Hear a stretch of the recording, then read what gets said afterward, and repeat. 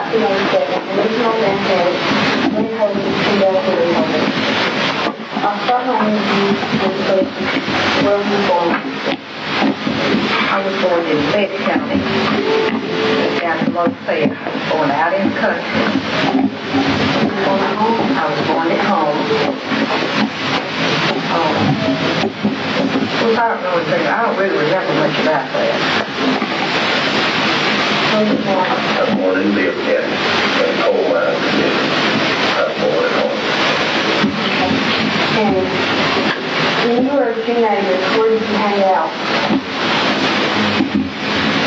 Well, there were no hangout places when I was a teenager.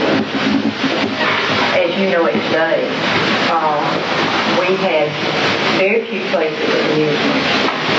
There was none in the area where I lived. We walked 2 miles to the next town. We had no transportation. However, wherever we went, we walked. And it wasn't often that we went out. When we did go, when I went, I usually had my date or someone with me, and there was nothing to do except go to the drugstore, have a Coke or ice cream or something like that. Turn around and walk back that 2 miles. Where did you hang out? Where did I hang out? Well, some people were reared and some were raised. We were raised in our house. My mother kind of believed in the old fashioned, but she believed in a brush broom. She uses, I know the boys, I don't know what she uses on the girls not, but we were raised a little different than my mother was. My parents, father was a coal miner. So they believed in working and sleeping and fishing and hunting and going out. His mother never went to a dance in her life, but I used to go to square dance when I was a teenager growing up. And we'd meet at a certain house and just a good, clean square dancing, just like you see it today, you know. That's about the only thing that we did.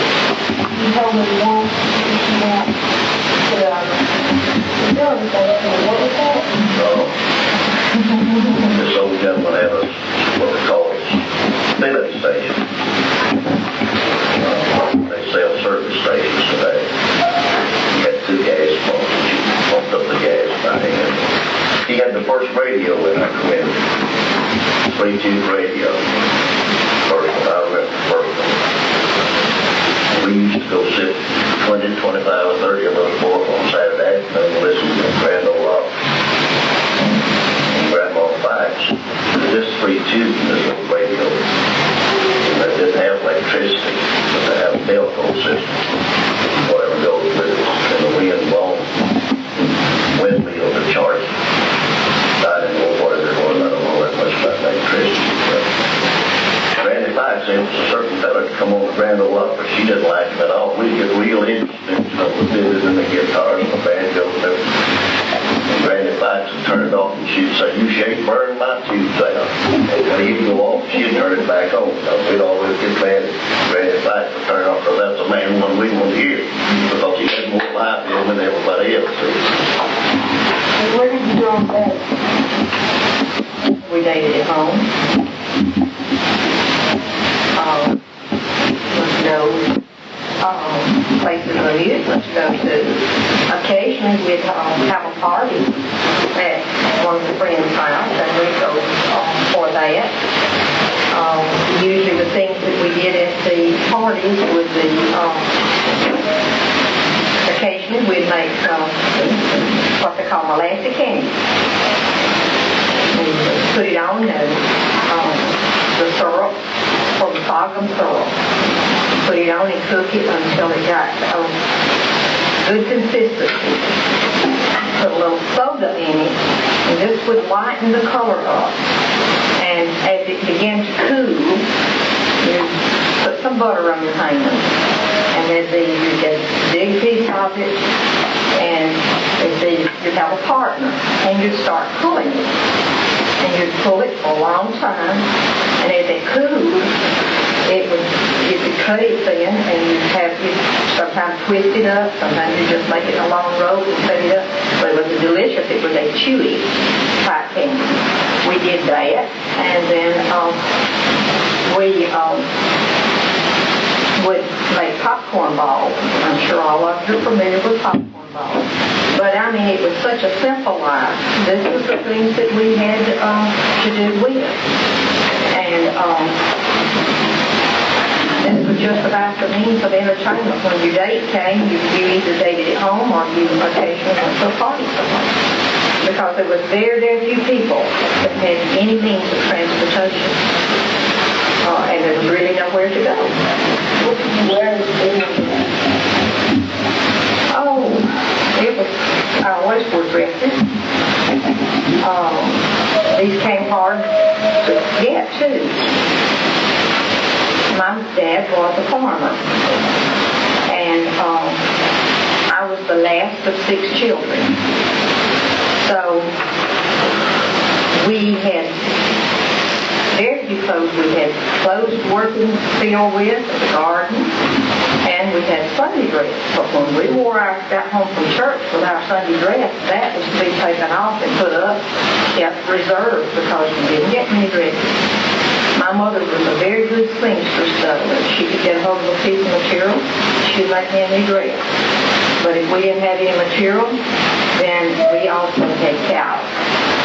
And we had to buy feed occasionally for the cow. Most of the time they grazed out in the garden, the pasture, and but we did buy feed for them.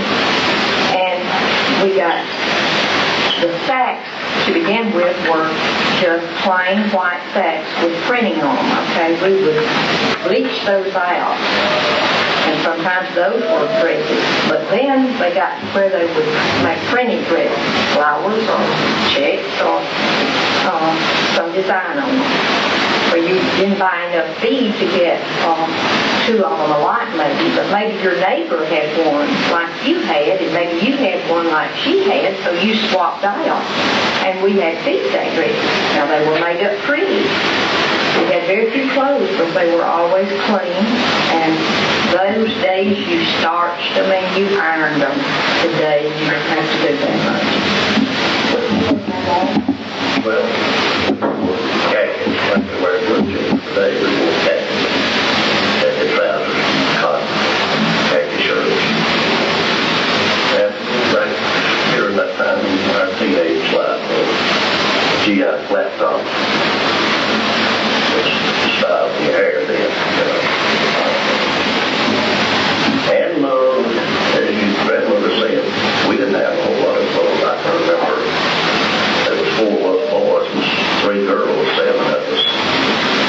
We just lived in a little 4-room house. And put a piece of painted wire across the corner like that and sealed up. We could hang all of our clothes on just a small space. But we used to have it. In other words, those khaki clothes were small. Really Sunday more than anything else. We grew up in overalls. I still like them. I go to wear overalls and everything I've ever worn in life. I've got some overalls now. And we had 1 pair of shoes, and they were hand-me-downs. If they was a size too large or a size too small, you wore them anyhow. And that's what's called old broadhead. It was not this high, not high as his boots, not this high. And it was hard as a concrete. And usually when they kill a beef, they render the powder out of it. And we'd take that powder and put on our shoes, not shine them, just try to make them soft. So they just as hard as they could be in that. And growing up, part of the time we did. It was late in the year before we could put a pair of shoes on, but we had the same. We go boys and girls go to school barefoot. We go up in November and December sometimes before we put a pair of shoes on, but we didn't have one pair. That was Mondays, Sundays, and Wednesdays.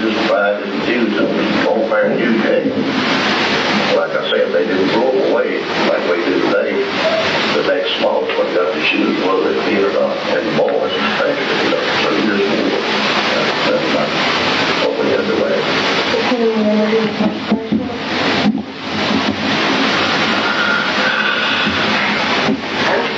ask me or you won't? You remember? I remember who, I think my first, I don't know if it was really Crush or if it was really that I was a little bit envious of some of the others. Yes, the boy in junior high school. Nice looking boy. Why was I envious? Okay, he was one of the few guys that had children. Now, we didn't have gum also. You'd go out maybe in summer times when they cut your piece of the bark off of a sweet gum tree, and the sap, as you know what the sap is, when the spring of the year, well, it would start oozing out, coming out where you had cut the bark off. And it would harden you. And sometimes we would get that and chew that for gum. But this one guy, he nearly always had gum. His folks as well, too. And he would find the special girls that he liked, and he'd give them a block of gum. But he never gave me any. And I really did like it. But I wasn't his choice one. So I guess you'd have to say that was my first really boyfriend that let me down. Jilted me.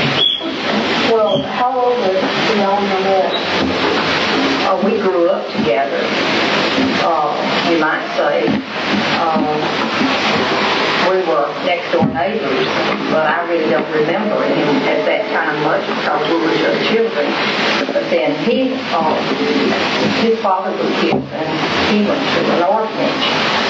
So we were in our late teens when we really became interested in one another. Can you tell us about the death in the orphanage? Well, had between 550 sisters and brothers. And of course, we were a few months old, but 24, 5, 6 years old. About as many girls as it was boys. And it was kind of like a military camp. We had a certain time and a certain amount of time to do everything you did. Exactly like you do in the Army. All the light was out at a certain time. You got up at a certain time. Everybody had a job to do. They had a 1,000-acre farm. And we raised beef and pork, chicken, had a dairy. Every single one. The ones that were just real small, they had a certain amount of work to do. And it was clockwork. What was it?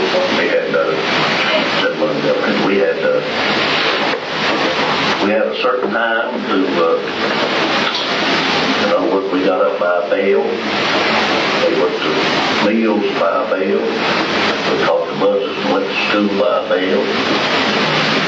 We did everything by bell. We had a big bell, fifths and tenths. If you was a boy, you had to be spick and span if you got to eat. And I found that you had to have bath, you had to have your hair combed. I mean, every hair in place, fits in its place. And if you, just like some of the boys, you had what they call a cowlick. The hair would look one way and some of the other ways were rough. So we had to stand. He'd look at your hair and he'd see if you had your tie on, and he'd look down and see if you was clean and neat. And he'd look at your shoes. If there's anything at all wrong, you didn't eat that meal. You didn't get them breakfast or dinner or supper, or as people call it, breakfast and lunch and dinner. I grew up with the idea of breakfast, dinner, and supper myself. But that's just how simple it was. Some worked at the dairy, some worked in the kitchen. I know with the personnel that was running home, we used to get up and we made biscuits. We had old coal stoves, had oven. Had over 100 biscuits that size. Each oven would always cost a big kitchen. And we made biscuits. We didn't have no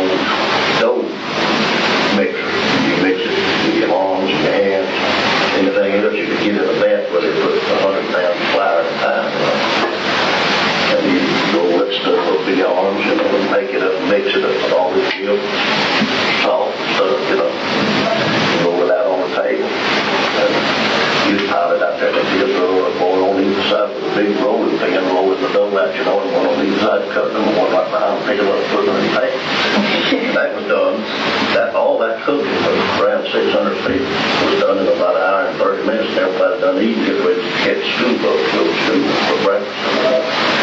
But everybody had a job. We was big enough to do anything at all. And some of the children there were fortunate enough to have relatives that maybe could send them a little something, you know, like for Christmas and all. But I don't remember any of us in our family. I don't remember us ever getting a Christmas present. And most of the children didn't get a Christmas present. Some did if they had folks to do it. But that's back when. That's back. Well, for instance, her mother and dad, they raised 6 children. And I told her to bring her little book. I didn't know what she had on the desk in there. But in a year's time, they raised 6 children on a farm, just a mule farm, 1 or 2 mule farm. And sometimes in a year's time, they would have over $7 or $8 in a year's time, in a calendar year, in months, as far as money. It's just people like us didn't have any money. It was very unusual to find somebody in the community, regardless of what size it was, that really had any money or any wealth. People just trying to live from hand to mouth. It was during the Depression. If you've heard of the Depression, I hope you'll never have one during your lifetime. But that's just, and we didn't think nothing about it because we didn't know any better. We never had anything. So we didn't think. We just went about our business, going to school, working and doing whatever we're supposed to do. And that's reminds me of the important person who come to this country a few years ago, and somebody asked him what was the most amazing thing that he found in America. He said the most amazing thing he found in America is how well the parents mind the children. But when I was growing up, the children mind the parents. If you didn't, they tore you a tiny though. I mean, they tore it up real good too. And the next time they spoke, you do that. Of course, nowadays, if the parent touches a child or baby, the government will take them away from them. You know? And I mean, they wasn't mean to us. They just meant to stay us off and we were just children. That's just how simple it was. We didn't place them in law. Can you remember what your first paying job was? My first paying job was above Creek cotton mills.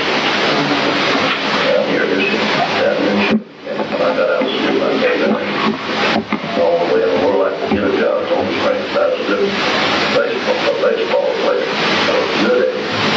And I worked 40 hours every week and they played 3 to 5 ball games. So we didn't have a night ball. And I made $9.10 a week for 40 hours work, 3 to 5 ball, 3 to 5 ball games every week. And I remember I was just second string shortstop. My brother was first string shortstop.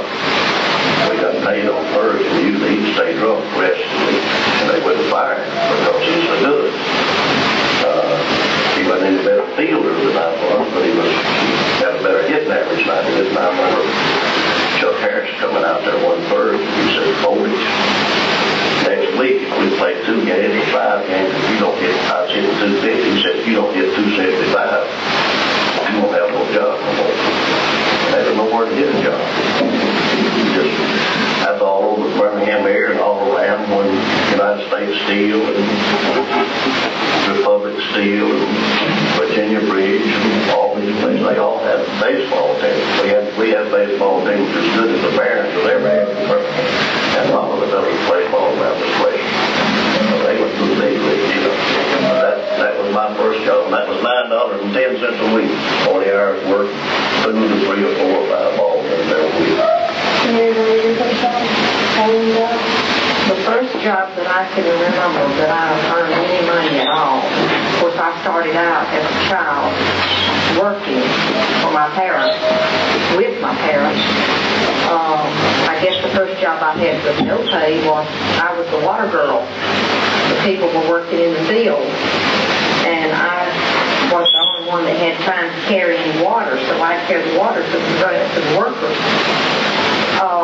And I worked all through my childhood days doing something. But the first job that paid was I took in washing.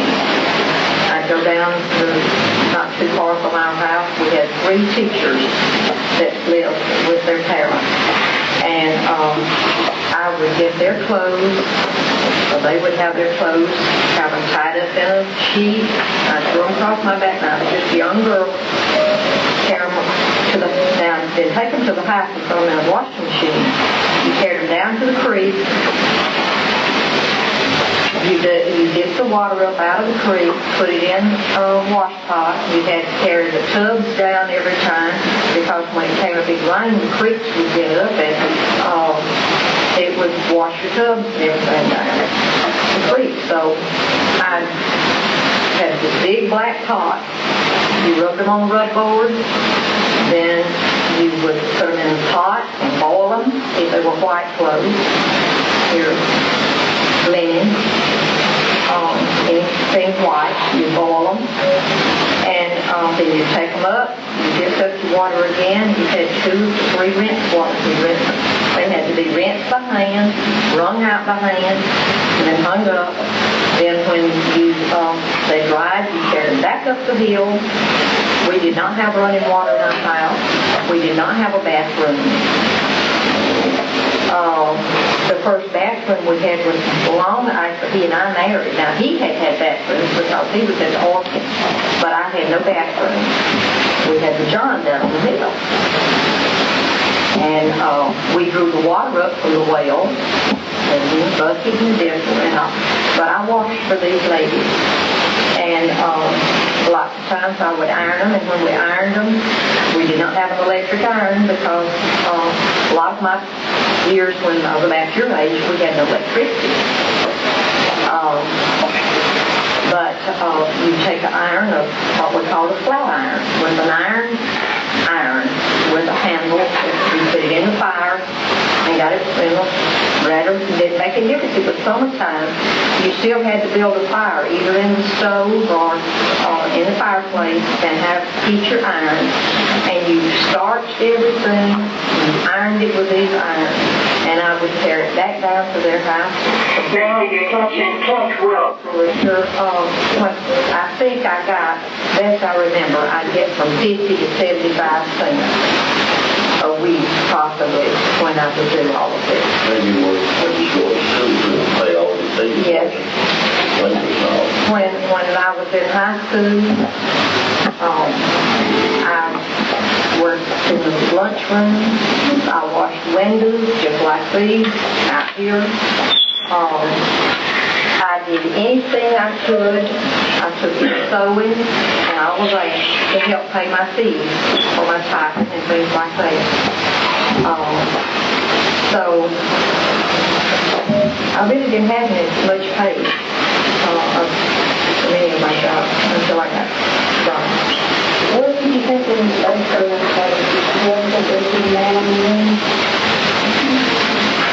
Well, yes. I really had some doubts to begin with, I guess, like a lot of people, because I knew so little about it. We did not have a television at this time, and there was not a lot of ways for me to learn a lot about it, except for some news that I got on the radio. But there again, we worked so much and had so many responsibilities, we didn't have time to do a lot of listening to even the news and things like that, except at night. But I did think that they would achieve the goal. I thought it was wonderful. I was very excited about it. What about you, Grandaddy? Well,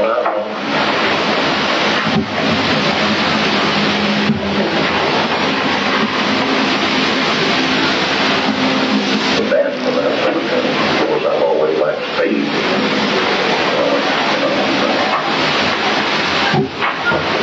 I think sometimes maybe when we get a little older, maybe we forget about the one time we were young. Like you said, we didn't. I don't reckon, as far as I know, I didn't even own an automobile class when I got married. She didn't have one. And so about the fastest little thing we had, folks like us, we couldn't even afford a horse. And we rode anything with a mule, hooked up to a one-horse wagon or a mule with those saddles on. I always did think a mule, even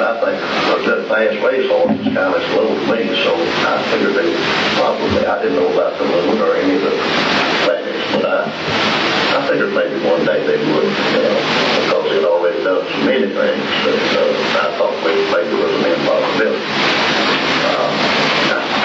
I'd like to say this to you young people. Just throwing something in there, you can take it for what it's worth, but you have got great opportunities, every one of you young folks, you girls, boys, both. You've got great opportunities. I want to say, I said that to say this. You can go as far as you want to, because you have opportunities that we didn't have. In other words, it was the hardest thing in the world for common, ordinary folk like us to even get an opportunity to go, most of us to even go through high school, much less go to college. But there's ways, methods, and means today. Any young boy or girl, if you've got to get up and go, if you really want, you can get all the education you want. There's money available. And in other words, just in our communities, like we grew up, just the very elite had the means and ways of sending their children to any public high school. But like I said, most of them had to drop out even before they got out of high school.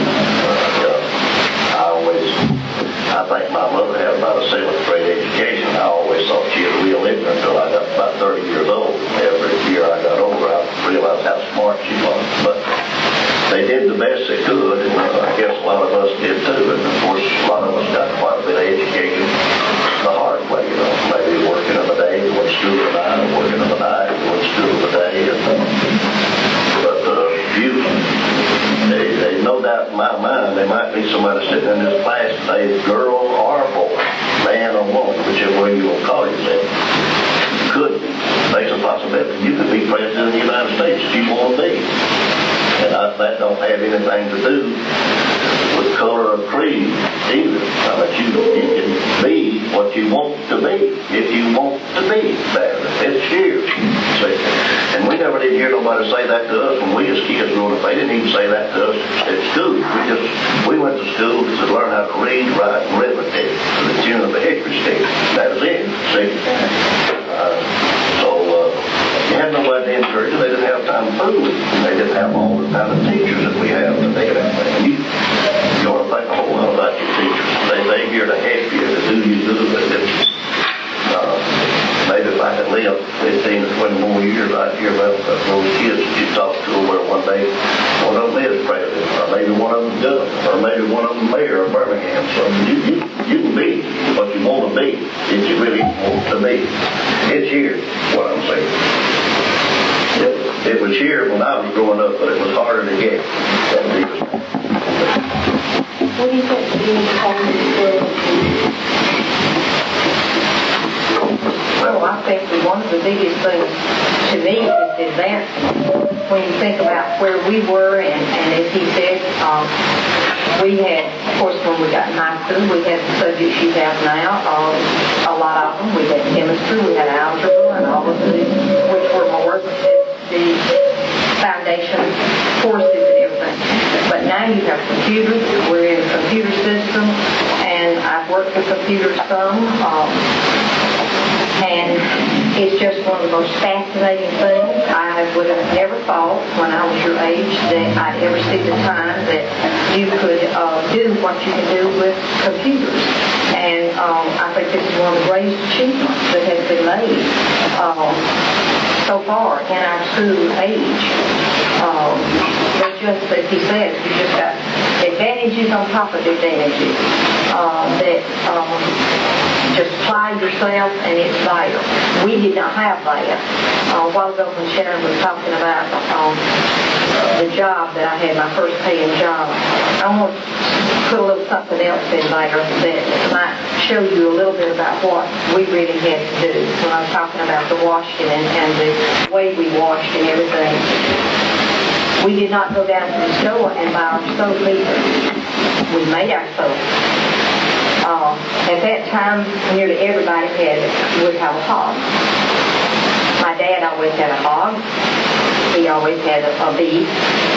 We grew everything in the garden, all of our vegetables and everything. We did not have a freezer, of course, to put it in, so we canned the vegetables. And We'd have just jars, hundreds of jars of canned food at the end of the year. So we'd take the fat bread, and you have cook your bacon and all, and you probably pour your bacon biscuits out. We never poured anything out that was called grease. We'd take the grease, and my mother could make beautiful soap, and she taught me how to do it, of course. You'd take Red Devil lye and mix with this grease. And the grease, that lye would just cook that grease. You didn't put any water in it, or you put so much water in it per cans of your lye. But it would just make the hardest firming soap. But it was hard on your hands. But this is what you use to do your washing. You use that old rub board, rub that lime soap on there, and when you got through, you had pretty white clothes. But you see, there's just been advancement on top of advancement. So we grew our cane, we made our syrup, we had made our jelly, which many people still do those things like in that way. So it's just okay. Lye is something that you go out and buy in a can now. It's very, very, very poisonous. But those days, a lot of times you could not buy lye. You lived out where it was not, you were not able to get to the store to get your lye if you had the money to buy it. So wood ashes, nearly everybody cooked with wood and heated with wood. We had wood fireplaces at our house, and we cooked with a wood stove. So you take your ashes, and you didn't just take them and throw them away. You had to put them aside, and ashes would turn into an acid, which gave you the same result as the lye does. So it's the same thing. An eating compound. It'll eat the meat or anything, low pieces of meat or anything. It was in the grease. It'll take care of all of that. Let's move on now. I guess you're running short of time. That's all the questions I have. Oh, okay. Did I have any questions? Yeah, did y'all use lard or something like that? Yes, sir. We use lard. That's what I was talking about. That's what you got for your hog. You cook the fatty pieces out. You render what they call render out lard. And this is what we used in our cooking all the time. There was no vegetable oil as you have today. And, of course, today they tell us, that it makes so much cholesterol and all. We knew nothing about cholesterol then, that our bodies can become so, it can be so detrimental to our bodies. But I think the reason it didn't hurt people then is because we ate most fruits and vegetables. We did season our food with lard, but we worked so hard until it kept the bloodstream working so much that it kept the cholesterol down. Well, my dog got poisoned, and then we fed it stuff like that, and it saved it. So my Vincent kept throwing it up, but finally got rid of the poison or something. Well, that's logical. And How long did it take you to do that? Well, I don't remember just exactly how long because we had so few ashes and we did not make soap that often until I really couldn't tell you about that, but we always preserved it to use it for those purposes. All right. You said your mom made pretty fast food. Pardon me? You said that your mom made pretty food. When did you make that? Well, it would be just as white and hard. Now, there was some people that would like to... Once you made milk, you're not as strong as when you wash clothes, but you put less ashes, and that's what you used, or red or less. And the women back then, they didn't have Avon or nothing like her. Her mother, when she died, was 85 years old, had the smoothest complexion anybody you ever seen, and no wrinkles. And that's about all she ever had all her life. What she made her say, sitting on her mother made years. Okay, well, What was the difference with your life educated? You couldn't go down. that. Shannon asked, where was I born? I was born down in the country. And the place where Shannon's mother was born was in the little area where we're living now. But we were just 2 miles from a doctor at that time. But we'd have a family doctor that came in, and he would administer. The person had to be very, very, very ill to ever go to a hospital. In those days, there were very few hospitals. But the family doctor, we didn't go to him until after I was many years old before we went to the doctor's office. He would make house visits to come to you and take care of your illness. How did you wash your hair? How did you wash your hair? Well, you drew the water up out of the well and you put it in a big old container and you take some of the live soap or whatever and you just shampoo it like you do yours. But when you rinsed it, you always try to rinse it with a little vinegar or something that gave you a conditioner or a rinse that you would have done. Vinegar is good for washing. Did you have clothes in school? Pardon me? Did you have clothes in school? Yes, we did. That's one of the things that we always started school out with every morning with a portion of Scripture. Then we had prayer. It may just be the Lord's Prayer. There was no teacher giving their idea about the Scripture. It was just Scripture reading and prayer. And we usually sang a song or two. That was the beginning of every morning. How did the family doctor get there? What kind of transportation did he have? Was he sort of like some of the wealthy ones in the town or something? No, not necessarily. Of course, he got paid a lot of times with something that the people grew. That probably was his pay, you know. But usually, when I was little, they came in with horse a day. Of course, a little later, well, then they, of course, naturally got to college with it or something. I like to ask you, what's the difference between rearing children and raising children? Well, that's just a crazy expression of mine. They really not even study. My mother never weighed over 105 pounds in her life, and she was an expert with a good group. They was 4 little boys.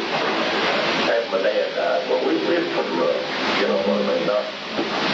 Not getting in jail or stealing or nothing like that. I mean, we just, we didn't have too much to do, but we'd meet around, you know, and maybe a bunch of those little boys get out on the street. We just, you know, say, well, I don't like you. And say, I don't like you. And they say, well, let's just say it. We just fall out there and fight like cats and dogs, you know.